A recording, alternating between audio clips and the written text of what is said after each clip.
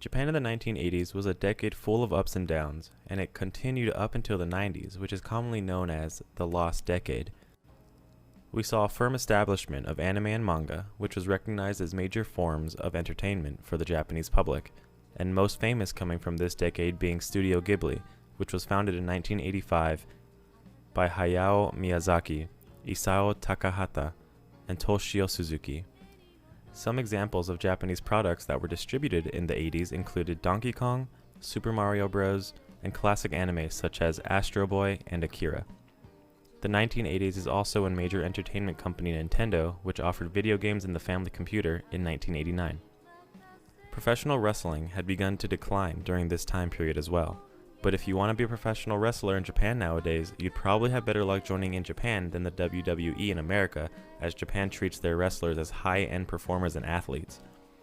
Major national parks were also being opened during the 80s, with Hidaka Sanmyaku, Erimo Quasi National Park, and Kushiro Shitsugen National Park, both being open and located in Hokkaido in 1981 and 1987. Hokkaido, which is the most northern part of Japan, is best known for their snow festivals and amazing sushi. Just a little fun fact if you ever decide to take a trip there yourself. As Japan goes, there was also a number of natural disasters that occurred during the 80s, one being a tsunami that was caused by a 7.7 magnitude earthquake in 1983. This tsunami went on to kill 107 people, which included 3 in South Korea.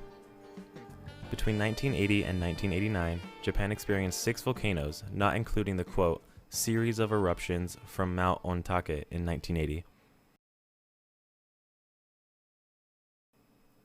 Among all these events, as well as many others, there was a young woman by the name of Junko Furuta, born in Misato, Saitama Prefecture, in 1971. Junko attended Yashio Minami High School and worked part-time at a plastic molding factory. Her reason for working at such a young age was due to her trying to save up money for a graduation trip she had planned. Junko Furuta was a very popular girl in school. She was liked by her classmates, had great grades, and rarely missed school. She even had big dreams of becoming an idol singer. Idol artists are often known for their looks, personality, and have training in modeling, acting, and singing. Very similar to K-pop bands like BTS and Blackpink and many others. The night she was abducted, she had been looking forward to going home to watch the final episode of the TV show Tonbo, or Dragonfly. During the 44 days of Junko's kidnapping, there were 4 perpetrators. These men were Hiroshi Miyano, 18, Joe Ogura, 17, Yasushi Watanabe, 17, and Shinji Minato, 16. At the time of the crime, they would use the second floor of Minato's house as a hangout. These 4 men were known to be Chinpira, which are low-ranking members of the Yakuza. They would often partake in purse snatching, extortion, and Hiroshi Miyano was arguably the most troubled boy from the group, damaging school property, shoplifting, and dropping out of private school in Tokyo. He was dating Watanabe's sister at the time, who he had planned on marrying by working as a tile worker. Miyano was not happy with the low-paying wage at this job, so he quit. He then became familiar with the gangster and frequently committed sex crimes. During this time, his girlfriend lost interest in him, and they broke up. On November 25, 1988, Miyano and Minato wandered around Misato with the sole purpose of robbing and raping the local women. It was this night at 8:30 p.m. The boys noticed Furuta riding her bike home after her shift from work had ended. Their plan. Miyano ordered Minato to kick Furuta from the bike and flee. This is when Miyano would approach Furuta, acting as a witness to the attack, and offered her some help and walk her home safely. This was obviously not the intention the gang had in mind. After gaining the trust of the young 17-year-old, Miyano took her to a warehouse in which he would rape her not once, but twice, the second being at a nearby hotel. He even threatened to kill her after, but for some reason decided against it. Miyano called his other friends and bragged to them at the hotel about what he had just done, and he was praised. Ogura is reported as telling Miyano to keep her in captivity for the sole purpose of having her around so others can perform the same acts Miyano had. Recently before this attack, they had kidnapped and raped another girl, who was released shortly afterward. 3 a.m.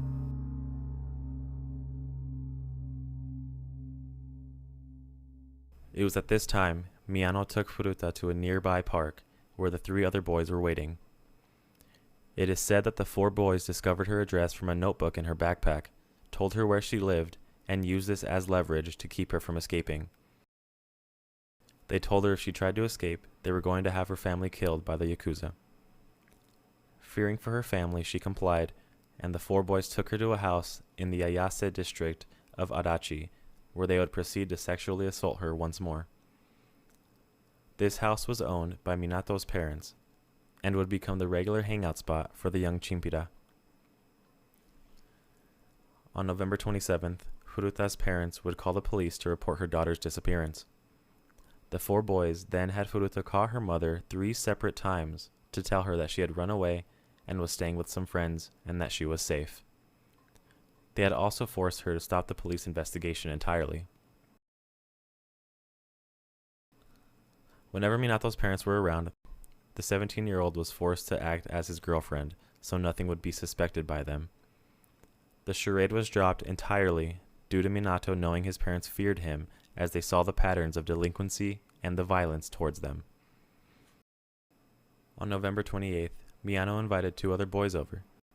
These 2 were named Tetsuo Nakumara and Koichi Ihara.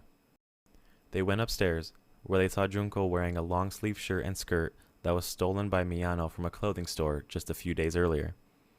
The group began to drink cough medicine and pretended to be high.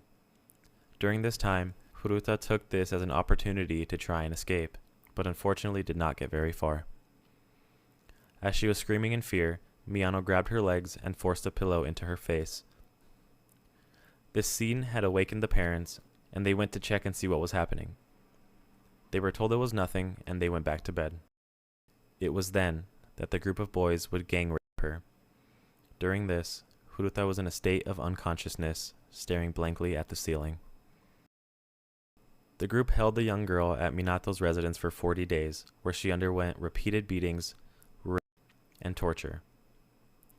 During these 40 days, many other men and teenage boys were invited to take turns raping the young girl. Overall, during the 44 days from the initial attack, Furuta was raped more than 500 times by over 100 men and teens. On one occasion, she had been sexually assaulted by 12 men in one day. According to the group's statements, the 4 boys had shaved her pubic hair, forced her to dance to music all while being naked, and forced to masturbate in front of them. She was then left on the balcony with only a few garments in the middle of the night. During this time, the gang inserted all kinds of objects into her vagina and anus, including a lit match, a metal rod, and a bottle. They also force-fed her large amounts of alcohol, milk, and water. She was also forced to smoke multiple cigarettes at once and was made to inhale paint thinner. During the incident, Miyano repeatedly burned Furuta's legs and arms with lighter fluid. By the end of December, the grade A 17-year-old with dreams of becoming a well-renowned Japanese idol was nothing but a shell of who she used to be. She was malnourished due to lack of food and eventually only being fed milk. Due to her injuries and infected burns, Furuta was confined to the 4 walls she had remained in and was unable to use the bathroom on her own. Her appearance was drastically altered, her face was swollen, and she could not be distinguished as the girl she was a month prior. Her body was severely crippled, and her body gave off the smell of rotting flesh. Due to this, the boys had lost sexual interest in her and proceeded to gang a 19-year-old girl under the same circumstances as they had Furuta initially. On January 4th, 1989, after losing a game of mahjong against another person the night before, Miyano decided to take his anger out on the young girl. This included a litany of abuse, such as pouring lighter fluid on her body and setting her on fire. As Furuta tried to put the fire out, she became unresponsive. The boys continued to punch her, light a candle and pour hot wax on her face, place 2 short candles on her eyelids, and forced her to drink her own urine. She was also kicked repeatedly and had then fallen onto a stereo unit, which caused her to convulse. Furuta was bleeding profusely. Pus was draining from her burns. The boys covered their hands with plastic bags and continued to beat her. They dropped an iron exercise ball onto her stomach multiple times. This attack is reported to have lasted for 2 hours. This was the attack that the young 17-year-old would succumb to her wounds and pass away. Not 24 hours later, Minato's brother called to tell him that Furuta appeared to be dead. Afraid of receiving a sentence for murder, the group wrapped her body in blankets, shoved her in a travel bag, put her in a 55-gallon drum, and filled it with wet cement. They loaded and disposed of the drum in a cement truck in Kyoto, Tokyo. During her captivity, Junko had mentioned several times that she regretted not being able to watch the finale of Tonbo.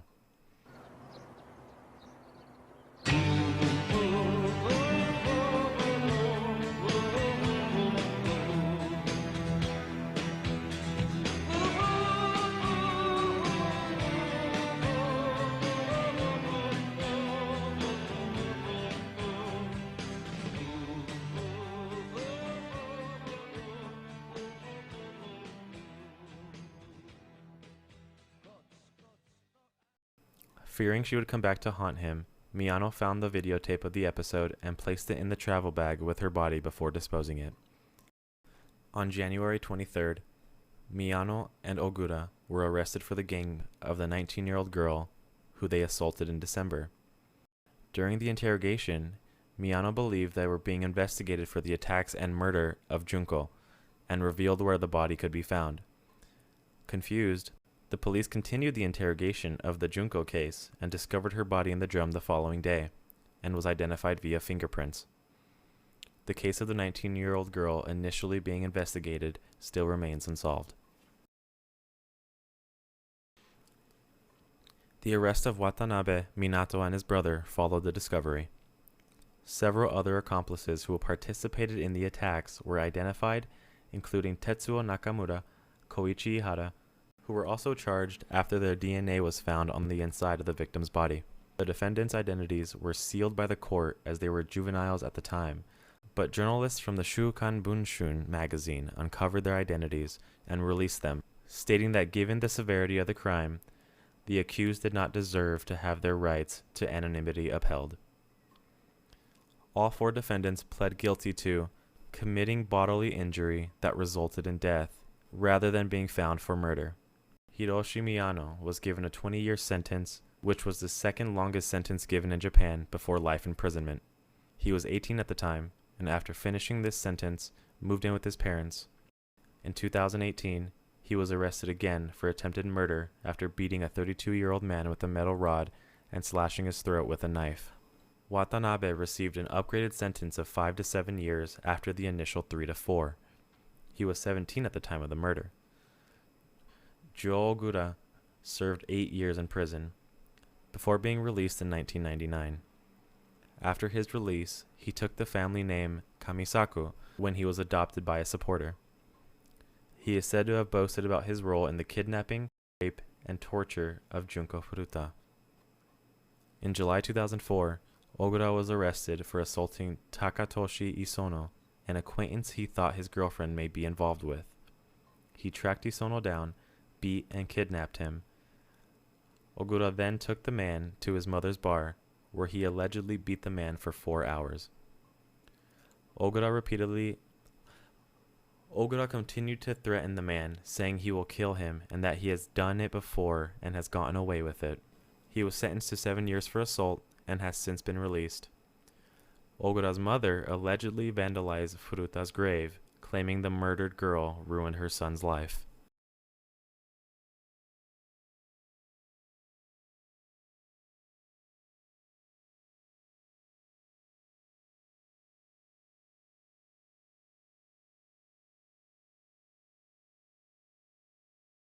Miyano was denied parole in 2004 and released from prison in 2009. In January 2013, Miyano was rearrested for fraud, but due to insufficient evidence, was released without charge later that month. Miyatu Nobuharu, who is said to have received a 4 to 6 year sentence, was re-sentenced to 5 to 9 years. He was 16 at the time of sentencing. Minato's parents and brother were not charged.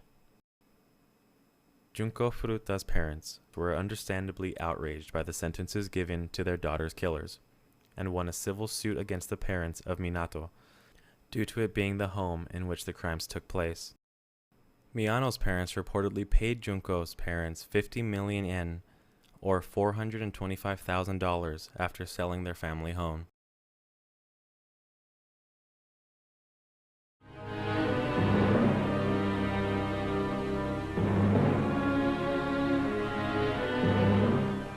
コンクリート詰めにされて殺されていた古田順子さん。